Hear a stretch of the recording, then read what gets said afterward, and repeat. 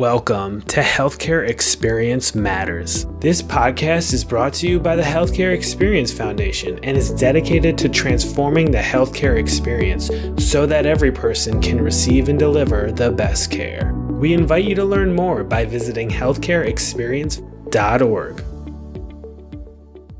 Hello, everybody. Welcome back to another edition of Healthcare Experience Matters.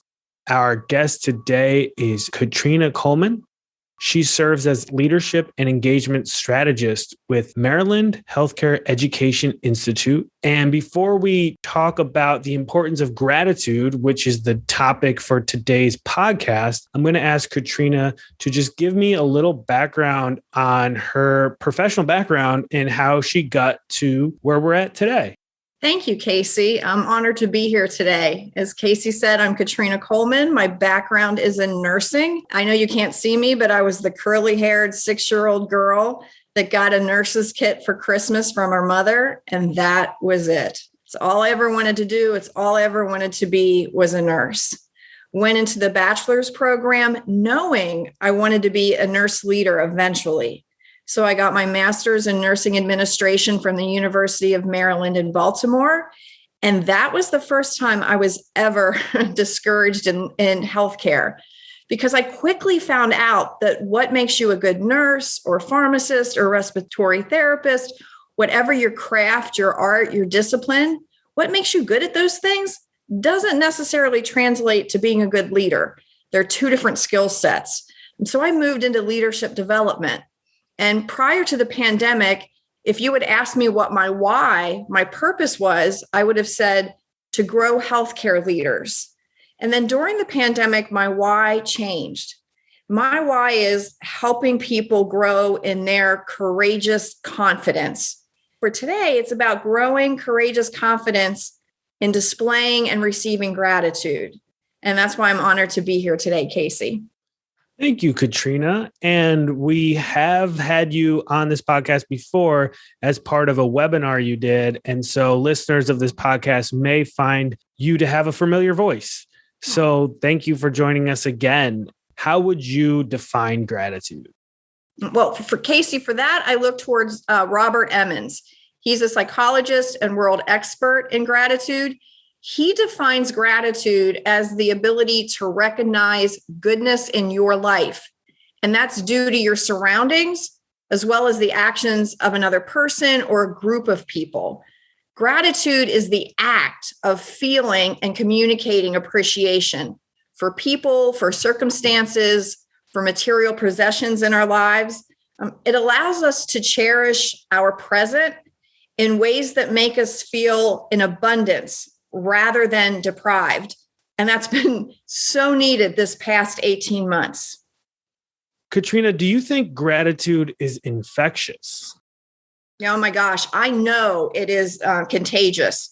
When you're grateful, you tend to exude and share that contagious positive energy. People are drawn to smart, talented, pleasant to be around individuals. Those kindred spirits, they come together to do good things, and they're better for having come together. I found it in watching your words. What you say is usually how you act. So we need to be aware of complaining and whining and replace that with positive words.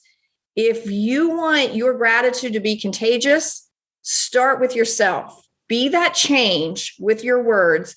And watch as the world changes around you and the people who are drawn to you. I agree. I think it's easy to lose sight of the fact that something can be infectious and be a good thing. We always relate it to, of course, disease states and that type of thing. But let's not forget there is a positive way to spread infectious, use that word. And I want to ask a little bit about optimism. Is gratitude similar to optimism? Is it different? Can you compare and contrast those two concepts a little bit for us? Absolutely. The science on this is clear. Respected universities have studied and have shown that habits of being consciously thankful, that makes people more optimistic for an extended period of time and more optimistic about their lives in general. The interesting thing is Optimism relies on gratitude, and gratitude is refreshed by optimism. Now, optimism is relying on the future. We're looking at the hope of something better to come.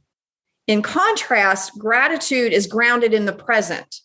And that means gratitude can exist alongside fear, grief, anxiety, and a host of all other negative feelings. When we don't know enough about the future to be optimistic, and sometimes we find ourselves there in the moment, gratitude allows us to find solace in the good things we have here in the now. Okay, Casey, I'm going to turn the tables. What's one thing you're grateful for today? I would say I am grateful for my wife. Nice. Good answer. Nice. What are you optimistic about for the future? I am optimistic about wow. Okay, put me on the spot, but I'm ready. I'm a gamer. Mm-hmm. I would say I am optimistic about some things that we'd like to accomplish together, some, not to get too personal, but some definitely like personal relationship growth things. And, maybe that would even include some point expanding into a family, because as of right now, it is just me and her. Nice. So that's a great example, Casey. Thank you for letting me put you on the spot. But hear how that optimism for the future together's relationship and the goals that you have relies some on that gratitude and that being thankful for your wife today. And that being thankful for your wife today is refreshed by the fact that you know where you want to grow as a couple and what you'd like to do. So that in itself is a great example of how optimism and gratitude work together.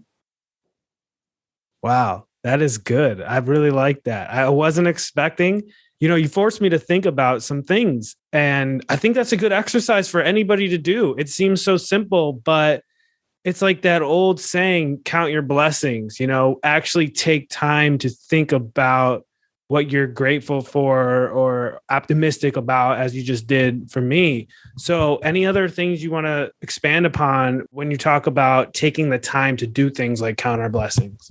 Oh my gosh, absolutely. Again, neuroscience has shown that when we count our blessings, think about our gratitude consciously and strategically, there are benefits emotionally, socially, career benefits, health benefits. Research has shown that grateful people are more conscious about health, more likely to exercise, attend regular checkups. The Mayo Clinic has looked into positive mindset and thinking and found that it leads to a longer lifespan, lowers our rate of stress and depression just when we count our blessings. And that means to literally think about what are the things I'm grateful for today, maybe even write those things down. When we express and receive gratitude, this dopamine and serotonin are released in our brains. And those are the two crucial neurotransmitters that are responsible for our emotions. When dopamine and serotonin are released, they make us feel good. They enhance our mood immediately. They make us happy from the inside. And when we express and receive gratitude, they're released in our brain. The really interesting part has been neuroscience has shown that when we consistently make a habit of counting our blessings, we can create permanent positive nature and mindset within ourselves. So counting our blessings is so important. I want to ask a little bit about other ways to express gratitude. I am partial myself to the old school handwritten thank you note. I think that always is a good touch. Put it in the mail. We have so much digital communications. It's nice to see kind of a throwback handwritten note, personally, I think. So what ways do you personally express gratitude, and what are your thoughts on that? People feel and express gratitude in so many different ways. And it's interesting. I have never met anybody who has ever said, I've been thanked enough. Like my quote is full. Everyone wants to hear the difference they make. And I too am a big believer in the thank you notes. And I appreciate what you said about handwritten, mail them to somebody's house. They open the note, their family reads it, their friend reads it, it goes on the refrigerator, it hangs out there. There's something powerful about that. There's another really interesting gratitude exercise that I love. It's called the gratitude letter. And you think about somebody in your life, and you've had more than one person, but that one person that stands out, that's made a difference for you in your life. And you think about the things that they've said or done, the specific things, and you write that person a letter. Now, the interesting part is you don't mail the letter. In the ideal world, you sit one-on-one with that person and you read them the letter. If distance won't allow that, you call them on the phone and read the letter. If the person has passed on, you find somebody in your tribe that you love and trust and you read the letter. That alone has been shown not just to increase gratitude, but to build our resiliency and our well-being. It is really powerful to do that. I get goosebumps right now just thinking about the letter that I wrote. So the thank you notes, the gratitude letters, the verbal thanks. I think the keys with it are being specific about what it is people say or do.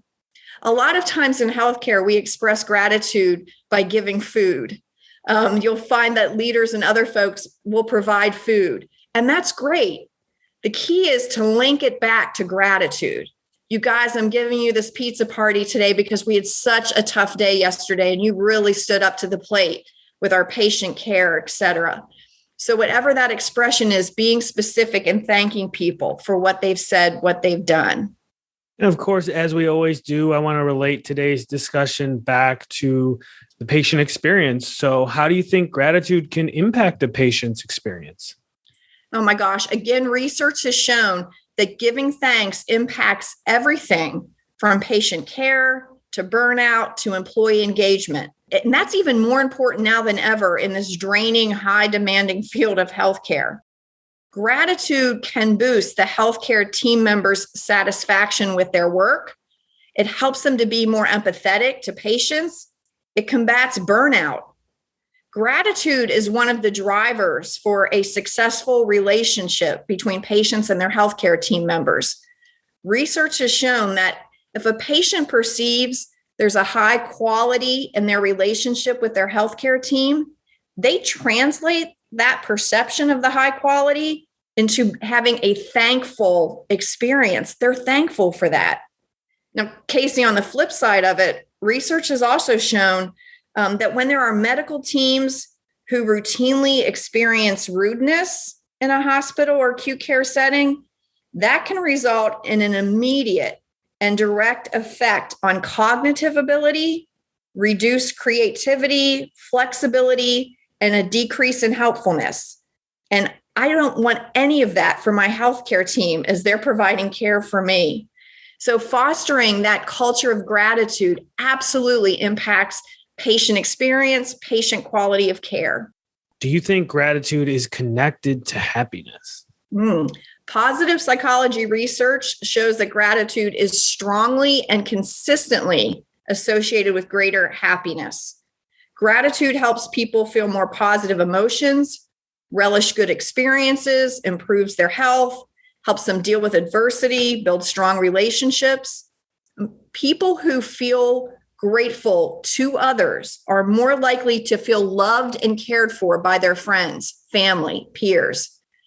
Gratitude helps us to focus on the present and appreciate what we have now rather than what we don't have and what we think we need, which leads to greater levels of happiness. It's interesting that gratitude actually blocks toxic emotions such as envy, resentment, regret, depression, and all of those things destroy happiness. So absolutely, they're related. Do you recommend starting a journal maybe, or at least maybe keeping track with some notes about what you are grateful for, or putting it actually to paper, what you're grateful for? Yes, absolutely. Gratitude journals are very popular.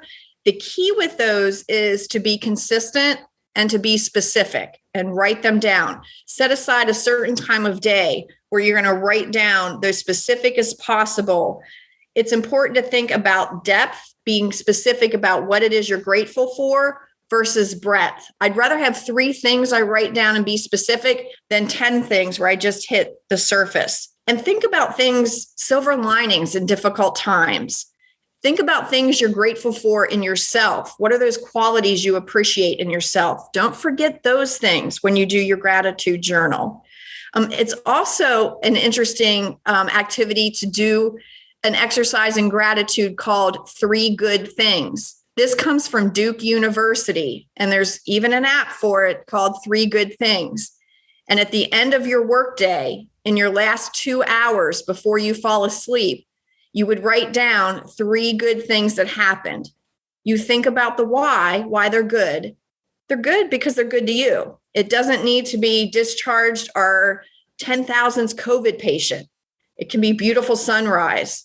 Partner went to grocery store. It's good because it's good to you. Pick 3 things, write them down, think about why they're good. And the research from Duke University showed you only needed to do it for 2 weeks, and the effect lasts 6 months. And the effects were that release of dopamine and serotonin, building those neural pathways, making positivity a more permanent mindset for you. So whatever we can do to strategically, consciously think about those good things and write them down, the more effective that is as we think about gratitude. Well, this has been great stuff. This is definitely another one of those episodes where it's so dense with rich information and helpful, practical stuff. You might want to listen to it twice, 3 times. I really just can't thank you enough, Katrina, for all the wisdom you've shared with us today. Any other final thoughts? Anything we missed before we wrap up? I would just like to leave everyone with the thought of a grateful approach to life. It takes intention. It's a choice. And to quote Robert Emmons, cultivating an attitude of gratitude takes regular practice. We must make the distinction between feeling grateful and being grateful. Being grateful is a choice that endures and is relatively immune from gains and losses. It gives the person a built-in psychological immune system to cushion themselves. So practice that attitude of gratitude. Thanks for this opportunity, Casey. Oh, you're so welcome. Ladies and gentlemen, you have been listening to Katrina Coleman. She serves as leadership and engagement strategist with Maryland Healthcare Education Institute. Thank you again, Katrina, for your time today. You're welcome. Thank you for listening to today's episode of Healthcare Experience Matters. Healthcare Experience Matters is brought to you by the Healthcare Experience Foundation. To learn more, please visit healthcareexperience.org. That's healthcareexperience.org.